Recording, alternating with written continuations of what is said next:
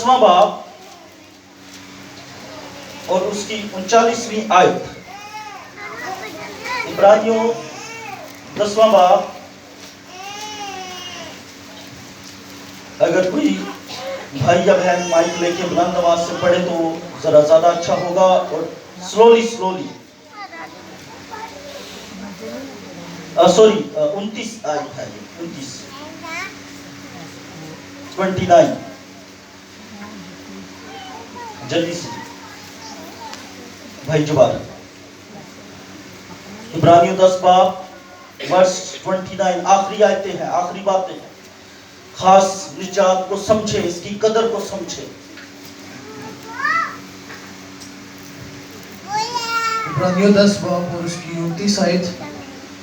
تو خیال کرو کہ وہ شخص کس قدر زیادہ سزا کے لائق ٹھہرے گا. سنیں کیا لکھا ہے؟ تو خیال کرو. کیا کرو؟ ہیلو, کیا کرنا ہے؟ کس بارے میں؟ اس شخص کے بارے میں. کس شخص کے بارے میں لکھا ہے؟ جو سزا کے لائق ہے. غور سے سنیں, آخری باتیں ہیں, خاص باتیں. وہ شخص کس قدر کیا ہے؟ جی بھائی بار. کس قدر زیادہ سزا کے لائق ٹھہرے گا جس نے خدا کے بیٹے کو پامال کیا. او مائی گاڈ, جس نے کیا کیا؟ یعنی جس نے خدا کے بیٹے کو رد کیا. جس نے خدا کے بیٹے کی خوشخبری کو رد کیا. جس نے خدا کے بیٹے کے نجات کے پیغام کو رد کیا. جس نے اس کے خون کو رد کیا ہے. جس نے اس کے کفارہ کو ناچیز جانا ہے. وہ شخص کس قدر زیادہ سزا کے لائق ہے. ہم سمجھتے ہیں یہ نجات صرف ایسے ہی ہے جی, بس ہم وقتی طور توبہ کرتے ہیں, پانی کا بپتسمہ لیتے ہیں اور پھر جیسا مرضی چال چلن ہمارا چلے. لیکن میں نے وہ پالوس والا حوالہ اس لیے پڑھا, فلپیوں والا, کہ ان کا انجام کیا ہے. اور آگے اس کو پڑھیں, یہ کیا کہتا ہے؟ جس نے خدا کے بیٹے کو پامال کیا اور عہد کے خون کو جس سے وہ پاک ہوا تھا ناپاک جانا. پریز گاڈ. سنیں, عہد کا خون, ہمارے لیے کوئی خون ہے عہد کا.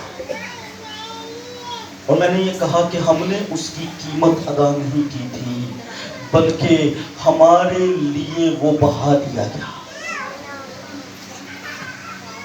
ہم نے اس خون کے بدلے میں کچھ نہیں کیا, نہ ہم کر سکتے تھے, بلکہ کیا جس نے, وہ کون تھا؟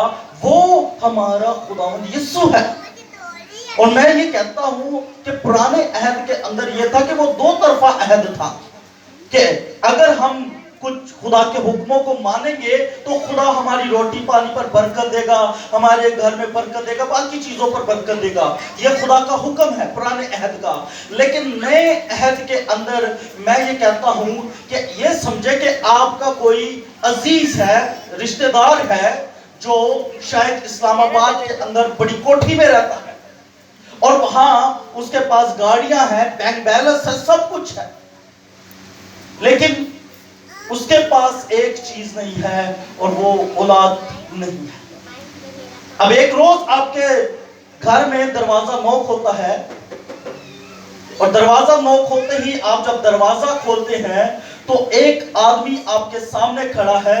اس نے کالا کوٹ پہنا ہے, کالی پینٹ پہنی ہے, کالی ٹائی لگائی, وائٹ شرٹ پہنی ہے. وہ کون ہے جی؟ وکیل. آپ اس کو دیکھ کر گھبرا جاتے ہیں, میں تو کچھ کیتا نہیں, یہ کیوں آ گئے؟ وہ کہتا ہے میں نے آپ سے کچھ بات کرنی ہے. اوکے, آپ بلاتے ہیں, اندر جاتے ہیں, وہ آپ اس کے لیے چائے پیش کرتے ہیں. اسے چائے پیتے وقت وہ ایک لفافہ نکالتا ہے, اور وہ لفافہ نکال کر ایسے آپ کے ہاتھ میں دے دیتا ہے. آپ اس کو دیکھتے ہیں تو اس پہ لکھا ہوتا ہے بڑا بڑا وصیت نامہ. اس وصیت نامے کو جب آپ دیکھتے ہیں تو پوچھتے ہیں جی یہ کیا کس کا؟ اس نے کہا کہ وہ جو آپ کا انکل تھا، آپ کا رشتہ دار تھا اسلام آباد کے اندر، جس کے پاس سب کچھ تھا لیکن اس کے پاس کیا تھی؟ اولاد نہیں تھی۔ اب وہ اپنی ساری جائیداد جو ہے وہ آپ کو دینے جا رہا ہے۔ آپ نے کچھ نہیں کیا، آپ نے اس کی کوئی خدمت نہیں کی، آپ نے یہ نہیں کہا کہ میں اس کا بیٹا بن جاؤں گا یا بیٹی بن جاؤں گا، لیکن اس نے کیا کیا؟ اس نے آپ کے ساتھ یک طرفہ عہد کیا، اور یک طرفہ عہد کیا کہ اس نے اپنی ساری چیزوں میں آپ کو حصہ دار کر دیا۔ ہاللیلویہ۔ اسی طرح مسیح نے ہم سے عہد کیا کہ ہم جو کچھ بھی نہیں تھے، ہم جو زمینی تھے، ہمارے پاس کچھ بھی نہیں تھا، ہم گناہ کے اندر ڈوبے ہوئے تھے، اس نے نہ صرف ہمیں گناہ سے نکالا بلکہ اس نے لے کر ہمیں آسمانی مقاموں پر جگہ دی ہے۔ اس نے وہاں ہمارے لیے جگہ تیار کر دی ہے، ہمارے لیے وہاں پر آسمان پر پراپرٹیز تیار کی ہے۔ اس نے کہا ہے میں جاتا ہوں اور تمہارے لیے جگہ تیار کرتا ہوں تاکہ جہاں میں ہوں وہاں تم بھی ہو۔ ہاللیلویہ۔ ہمارا حصہ نہیں تھا، ہمارا وہاں کوئی حق نہیں تھا، لیکن اس نے ہمیں وہاں حق دیا ہے، اس نے ہمیں وہاں جگہ دی ہے۔ وہاں ہمارے لیے کیا ہے؟ وہاں ہمارے لیے وہ زندگی کے چشمے ہیں۔ ہاللیلویہ۔ وہاں ہمارے لیے زندگی کی روٹی ہے، سونے کی سڑکیں ہیں، وہاں ہمیں دھوپ کی روشنی کی ضرورت نہیں ہے، کیونکہ وہ خود آفتاب صداقت کی مانند وہاں چمک رہا ہے۔ ہاللیلویہ۔ اور ہمارے لیے وہاں پر اب کیا ہے؟ پلاٹس تیار ہیں۔ ہم نے اس کو کیا کرنا ہے؟ اب اپنے راست بازی کے کاموں سے خدا کی وفاداری کے ساتھ اس کو تیار کرنا ہے، اور اس کے لیے خود کو تیار بھی کرنا ہے کہ ہم ان پلاٹس پر جا کر کیا کریں؟ رہنا شروع کریں۔ ہاللیلویہ۔ سو یہ یک طرفہ عہد ہے۔ پرانا عہد دو طرفہ تھا، نیا عہد ایک طرفہ ہے، اور یہ مسیح یسوع کے خون کا عہد ہے کہ اس نے اپنا خون بہا کر ہم سب کو پاک کیا ہے۔ لیکن اگر ہم اسی خون کی اہمیت کو نہیں جان رہے، نجات کی اہمیت کو نہیں جان رہے، تو عزیزوں میں یہ کہوں گا کہ ہم حقیقتاً مسیح یسوع کو نہیں جان رہے، اس کے کفارہ کو نہیں جان رہے، اس کے مصلوب ہونا کو نہیں جان رہے، ہم اس کی صلیب کے دشمن ہوتے جا رہے ہیں۔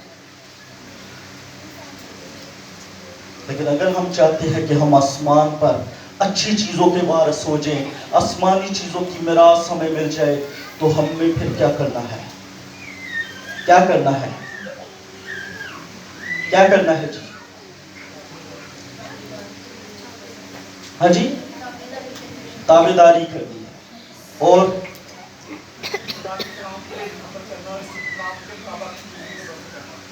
کلام مقدس پر عمل کرنا، اور اس کے مطابق زندگی کو اوکے۔ اور کچھ؟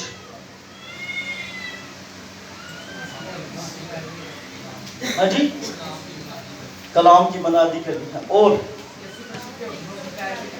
یسوع مسیح کے حکموں کی پیروی کرنی، اور جلدی سے فتح کے نعرے لگانے، اور جو کلام سننا ہے اس پر عمل بھی کرنا ہے، جو کلام سننا ہے اس پر عمل کرنا ہے، اور خداوند کی شکر گزاری، اور جی جلدی جلدی پریز گاڈ، خداوند کو نجات دہندہ ماننا۔ خداوند کو کیا ماننا؟